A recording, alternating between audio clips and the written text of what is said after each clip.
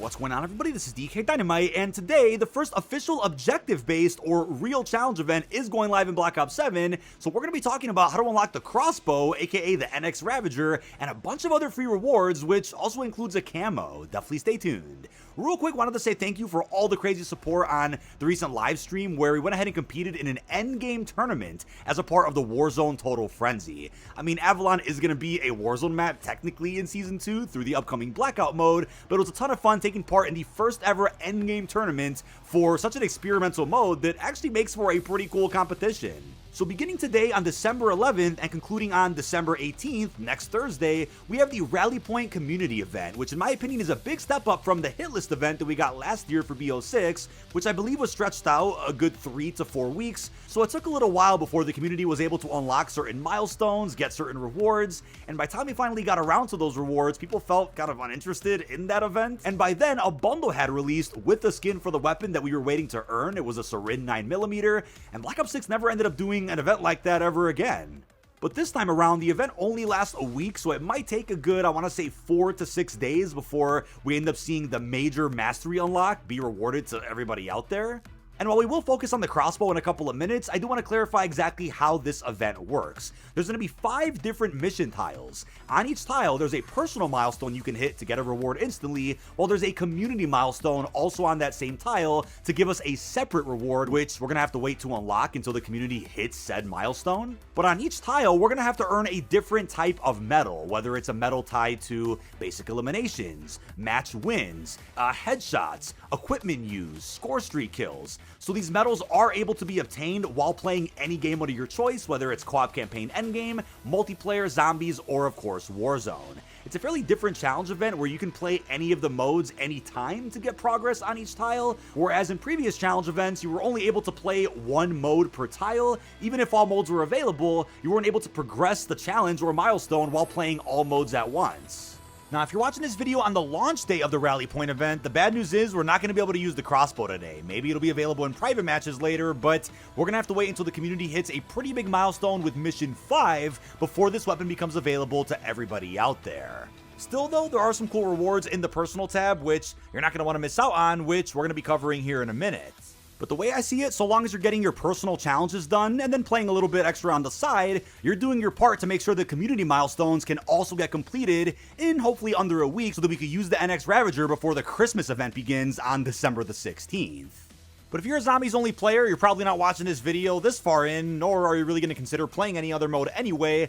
There are a lot of instances with these challenge events where sometimes it's fastest to get a tile done in zombies, other times a mode like Warzone or multiplayer, with BO7's case could be endgame.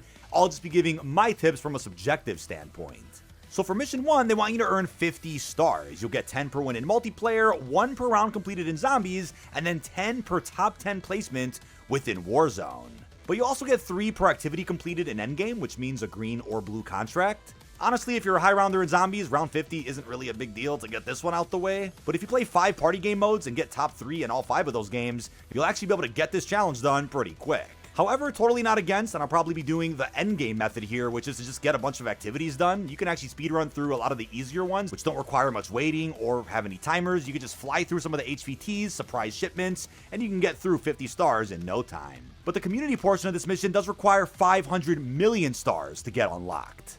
Mission 2 is going to require 2,000 elimination skulls. You get 5 per kill in multiplayer, 1 per kill in zombies, 20 per kill in Warzone, and 3 per kill over in endgame. I would say unless you have a high round run already saved, or unless you want to start from scratch and just play a real big match of zombies, you're probably going to get this done the fastest while playing casual Resurgence. You go up against more bots than real players in this mode, but like I said, everybody has their preference, totally get it. But I think this will take the absolute longest while playing multiplayer or while getting kills in endgame. Unless you're camo grinding against the fear while playing endgame, I really do feel like Warzone is probably the play for this one. The community milestone for this mission is going to require 20 billion elimination skulls, which trust me, when you combine every single game mode over a matter of a couple of days, this probably won't take that long. But we then have Mission 3, requiring 50 score streak medals, which you'll get 5 per multiplayer kill, 10 per Warzone kill, 1 per zombie kill, and then 3 per endgame kill. Honestly, you can get this done in a matter of seconds by just being on a decently high round, having a good amount of salvage to craft equipment at the workbench, and just killing a whole train of zombies, even with an insta-kill to speed things up. I feel like this is an instantaneous completion if you're on, I want to say, maybe round 15 to 20 in a match of Ashes or Astra Malorum. Whereas playing multiplayer or Warzone will require a bit of RNG in hopes that those real players do get killed by your score streak. The community goal for this mission is going to require 400 million of these score streak or aircraft medals. But for mission 4, we have 1,000 headshot medals that are required. You'll get 3 medals per kill in endgame, 20 per kill in multiplayer, 1 per kill in zombies, and then 50 per kill over in Warzone. I'm really leaning towards zombies or Warzone on this one. I mean, you're going up against bots within both. If you're on a decently high round with Deadshot Daiquiri, you can just auto-lock onto the zombie heads, but 50 per kill in Warzone may end up getting changed. That's quite a bit, and you're going to be able to get through a good 20 to maybe even 40 kills per match of casual if you're not playing against any demons that may have plagued your lobby. I mean, I dropped 30 kills in the background of this gameplay, and if, let's say, I had gotten a headshot for every one of them, that's 1,500 of these medals from playing one game alone. So that would be surpassing what I already need for this challenge, which was just 1,000. I feel like you could play a full match of Warzone Casual Resurgence faster than you can get 1,000 headshot medals while playing zombies. Now, by getting mission 4 done, you're going to be unlocking the Dossier Deletion Universal Camo. Again, usable on any BO7 weapon in any game mode of your choice, including Warzone. Not the best camo in the world, but a huge step up compared to last year's Black Ops 6 events, which didn't have any camos at all until Season 3 Reloaded. And then for the community milestone, we're going to need 12 billion headshot skull medals. When you take the camo grind into account, this one will probably end up getting done the fastest out of any other community milestone here. But for mission 5, we have to get 100 grenade medals. Now what that means is you can get equipment kills, and by that I mean you'll get 10 medals per kill in multiplayer, 1 per kill in zombies, 25 per kill in Warzone, and 3 per kill over in endgame. This once again sounds as simple as the score streak one, where you could just go into a decently high round of zombies, have enough salvage to craft a piece of equipment at the table, and just throw the equipment right at a train of zombies, hopefully with an insta-kill active to kill as many as you possibly can. There's also plenty of free equipment around the environment, whether you do a TED task, whether you explore some of the rooms you hadn't opened yet.